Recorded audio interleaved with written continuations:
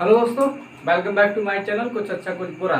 और मैं आपका दोस्त मनोज हाजिर हूँ आपकी सेवा में आज का नया टॉपिक लेकर। दोस्तों, वीडियो को पूरा देखो, उसमें कुछ भी समझ में ना आए कमेंट करो, और बाकी लाइक शेयर सब्सक्राइब जरूर करें। ओके। और मेरा प्रयास रहता है कि मैं आपको जो भी वीडियो बना रहा हूँ उसमें कि थोड़ा ठीक से समझा पाऊँ। ओके। सरल से सरल भाषा में समझाने का प्रयास करता हूँ।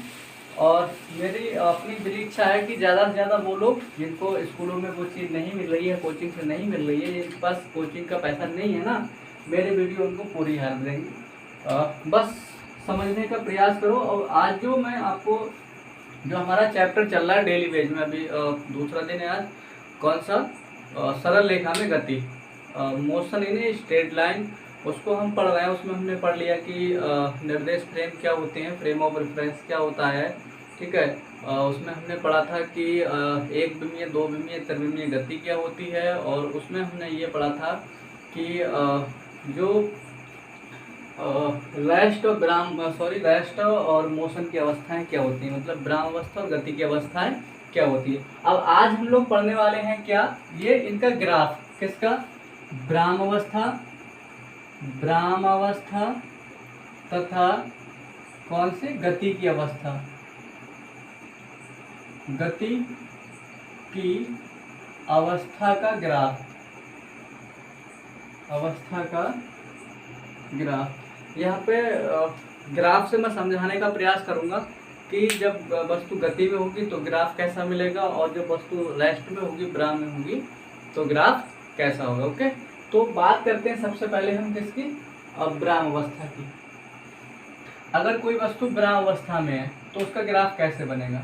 मैंने आपको बताया था विराम अवस्था में वस्तु कब कही जाती है, जब किसी वस्तु की स्थिति में समय के साथ परिवर्तन हो, समय बदलता हो और उसकी स्थिति में परिवर्तन होता हो, तो वो गति में कहलाती है।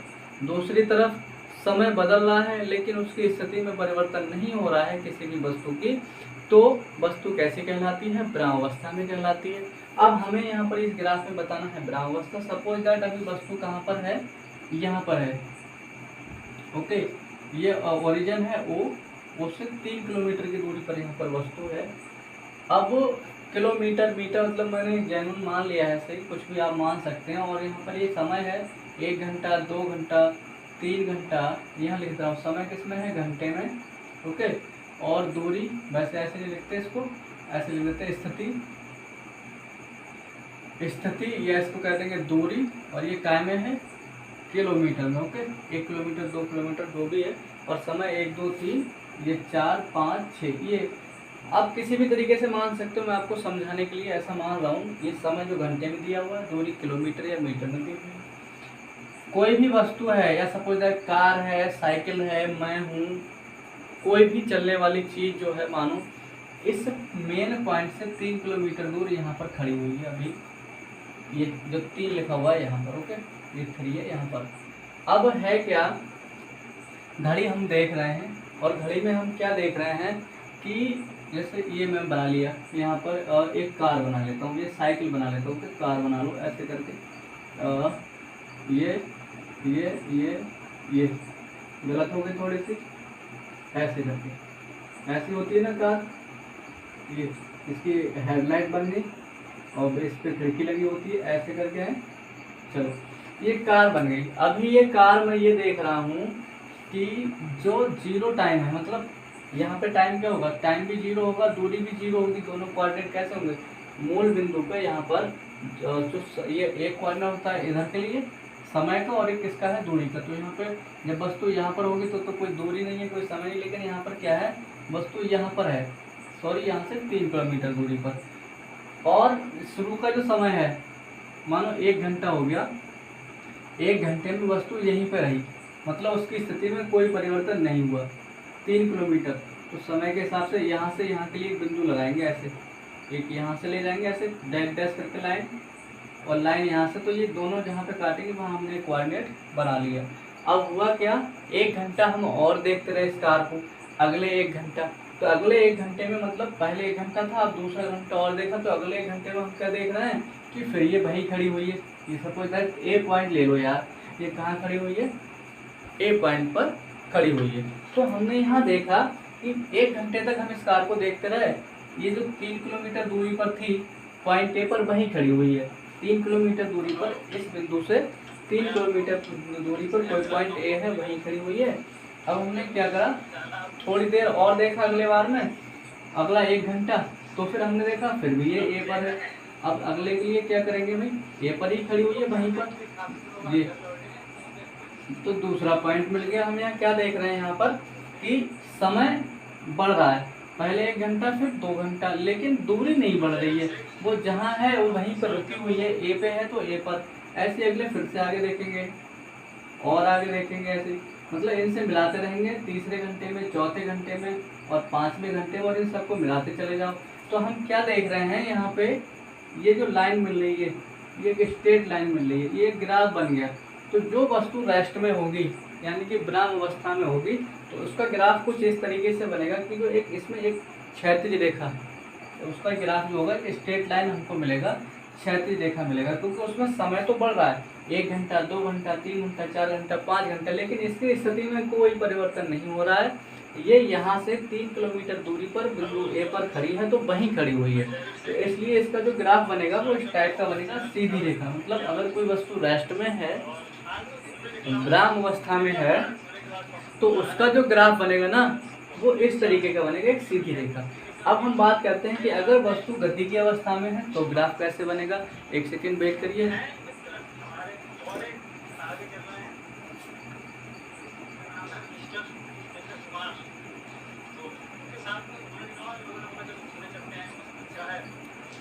अब आगे देखते हैं भाई, ठीक है, आगे क्या देखते हैं हम। अब वस्तु गति में है तो क्या होगा, मानो अभी वस्तु 1 किलोमीटर दूरी पर खड़ी हुई है, ओके, 1 किलोमीटर पर बिंदु कौन सा है, ए। ये कार जो है ए पर खड़ी हुई है जो 1 किलोमीटर दूरी पर है। अब क्या हुआ, अगले घंटे में, अगला 1 घंटा यहाँ से ये 1 घंटे में ये मूल बिंदु से कहाँ चलेगी, इस बिंदु से 1 किलोमीटर दूरी पर 1 घंटे में चलेगी। तो हमें एक यहाँ से डैश डैश करके बढ़ाएंगे, यहाँ से यहाँ पे जहाँ पे मिलता है वहाँ एक पॉइंट बना लेते हैं। अब हमने क्या देखा, 1 घंटे बाद फिर से देखा तो हमने देखा अरे ये तो बी से यहाँ पर कोई बिंदु बी है, वहाँ पहुँच गई 1 किलोमीटर दूरी पर।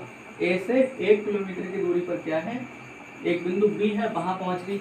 यानी कि ये से मान लो ए से 1 किलोमीटर दूरी पर एक बिंदु क्या है, बी है, ये चल के वहाँ पहुँच गई। तो ये दूसरे घंटे में तो वहाँ पहुँची है, ऐसे करके, ओके। अब आगे क्या होगा नेक्स्ट टाइम पे, अब हमने अगले घंटे में भी देखा, जब हम अगले घंटे में देखेंगे तो क्या होगा, ये तीसरा घंटा है और तीसरे घंटे पे यहाँ से यहाँ जाएंगे हम लोग ऐसे करके, तो हमने देखा वो 3 किलोमीटर मतलब सी पे पहुँच गई, ओके। ऐसे करके हम देखते चले जाएंगे, ये जो कार है वो लगातार आगे को बढ़ती चली जाएगी, इस तरीके से हम देखते चले जाएंगे।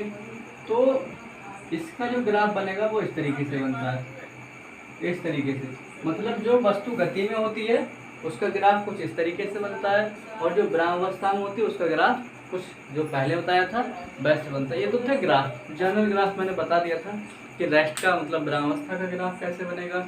दूसरा मैंने आपको बता दिया यार, थोड़ा सा, और अब हम जो आगे बात करने वाले हैं, ठीक है, वो कुछ परिभाषाएं हैं गति से संबंधित, उन परिभाषाओं पे तो बात करने वाले हैं, तो ये आपको समझ में आ गया होगा। अब जो हम बात करेंगे वो करेंगे दूरी कि दूरी क्या होती है, ओके, दूरी क्या होती है। अब हम किस पे बात करने वाले हैं, दूरी पे, डिस्टेंस, दूरी, डिस्टेंस, ओके। हम किस पे बात करने वाले हैं, डिस्टेंस पे, डिस्टेंस, ये हो गया डिस्टेंस। क्या होती है दूरी, दूरी ये एक शब्द है दूरी, 9th क्लास में मिलता है, लोग आज पढ़ के 10th पढ़ लेते हैं, इंटर भी 12th भी पढ़ लेते हैं, बीएससी में पहुंच जाते हैं। 9th पढ़ने के बाद आपको दूरी हाई स्कूल में नहीं मिलेगी, ये फिर आपको मिलेगी 10th में, सॉरी 10th हाई स्कूल लेके होता है, सॉरी मैं भी साला फक्कड़ आदमी हूँ। क्या है ना कि जब हम दूरी पढ़ेंगे तो दूरी 9th में मिलेगी, इसके बाद मिलेगी फर्स्ट ईयर में, 10th में ये हमको नहीं मिलेगी, फिर फर्स्ट ईयर के बाद 12th में नहीं होगी, फिर ये हमको मिलेगी कहाँ पर BSc फर्स्ट ईयर में। ओके, लेकिन दूरी आती रहती है, एग्जाम्पल आता रहता है दूरी का। तो बात करते हैं दूरी होती क्या। किसी भी वस्तु द्वारा, जैसे आप हैं, मैं हूँ, या कार है, या साइकिल है, या कीड़ा है, या कुछ भी है, किसी भी वस्तु द्वारा जो पथ तय किया जाता है, उस पथ की जितनी भी लंबाई होती है वही कहलाती है दूरी। ओके, जैसे सपोज दैट यहाँ पे एक साइकिल वाला व्यक्ति है, ये ओके, ये एक साइकिल वाला व्यक्ति है यहाँ से, और ये यहाँ से लेके यहाँ तक साइकिल से आ गया। ओके, ये पॉइंट ए से कहाँ तक चला गया, पॉइंट बी तक।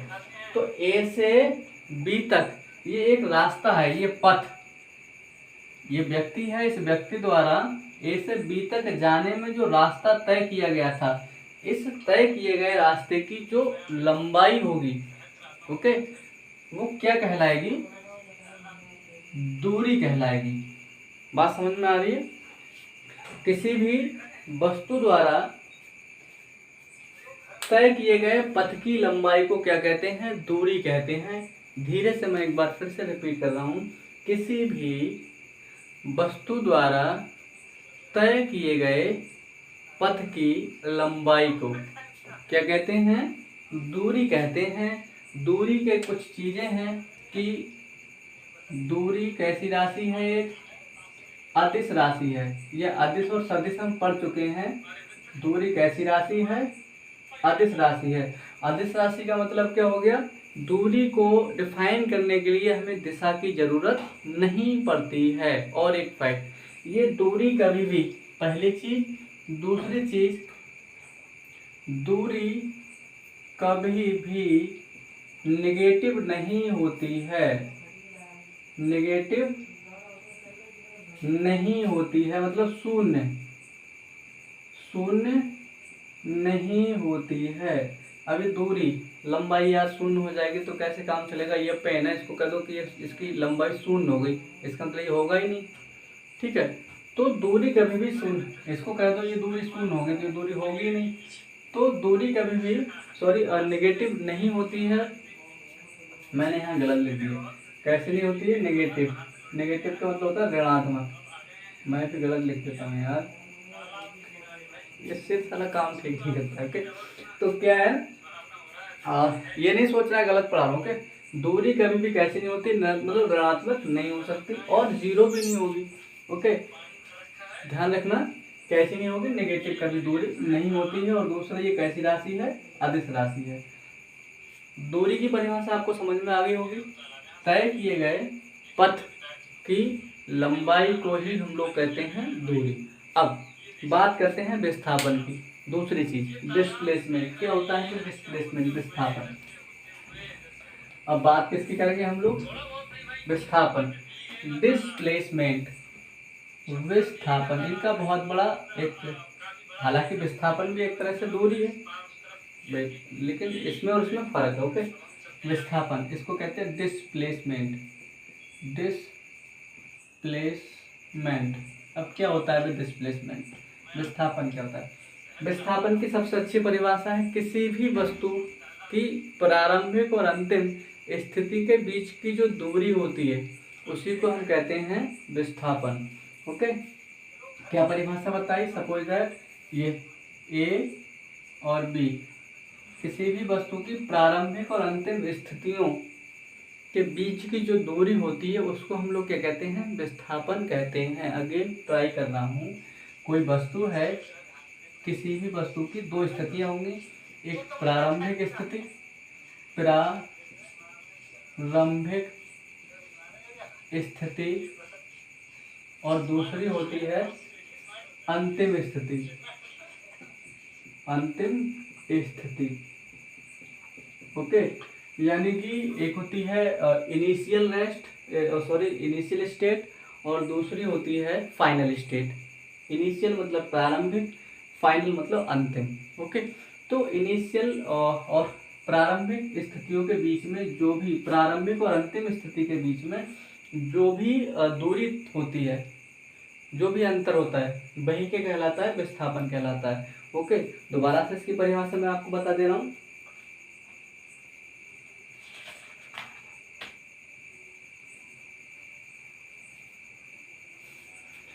किसी भी गतिशील वस्तु की प्रारंभिक और अंतिम स्थितियों के बीच की जो दूरी होती है उसी को हम लोग कहते हैं विस्थापन। अब फैक्ट, दोनों में अंतर है। यहाँ सपोज दैट एक वस्तु यहाँ से चली ए से और वो बी पे पहुँच गई, तो विस्थापन मतलब 1 किलोमीटर चल गई मानो, तो विस्थापन कितना हो गया, 1 किलोमीटर हो गया। लेकिन अभी वस्तु ए से चली और ए से चलने के बाद बी पे पहुँची, लेकिन बी से फिर वापस ए पे आ गई, तो विस्थापन क्या हो गया भाई, वस्तु की अंतिम और प्रारंभिक स्थिति यहाँ से चली थी, लौट के यहीं आ गई। ओके, यानी कि 1 किलोमीटर चली थी और 1 ही किलोमीटर वापस आ गई, तो विस्थापन क्या हो गया, 0 हो गया। समझने का प्रयास करेंगे कि जो विस्थापन है, विस्थापन की परिभाषा है किसी भी वस्तु की, किसी गतिशील वस्तु द्वारा उसके जो प्रारंभिक और अंतिम स्थितियाँ होती हैं उनके बीच की जो दूरी होती है वही विस्थापन कहलाती है। अब सपोज दैट एक आदमी शुरू हुआ कहाँ से, यहाँ से शुरू हुआ है और वो ऐसे घूमा, इधर गया इधर गया इधर गया इधर घूमा घूमा, पूरा दिन घूमता रहा और घूमते घूमते घूमते घूमते जिस पॉइंट पे गया था वहीं आ गया। अब कहाँ पे पूरे दिन में इसने कितना विस्थापन किया, जो भी टाइम लगा। तो अब उसकी प्रारंभिक और अंतिम स्थिति देख लो, तो हमने देखा कि वो ए से ही चला था और ए पे ही आ गया, तो प्रारंभिक स्थिति ए और अंतिम स्थिति ए में से ए माइनस करो भैया, तो क्या आ जाएगा, 0 आ जाएगा। मतलब उसका विस्थापन क्या रहा, 0 रहा।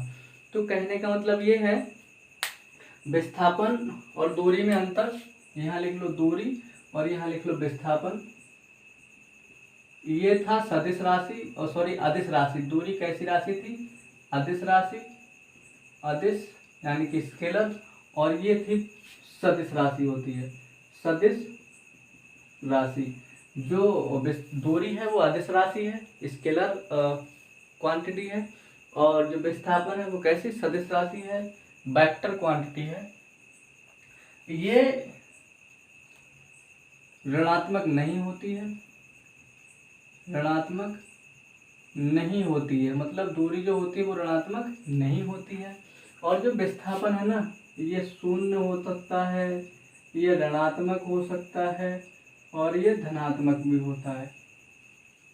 ओके, तो विस्थापन ऋणात्मक, धनात्मक, शून्य कुछ भी हो सकता है, जबकि दूरी क्या होती है हमेशा और धनात्मक होती है, कभी ऋणात्मक नहीं हो सकती है और 0 भी नहीं होती।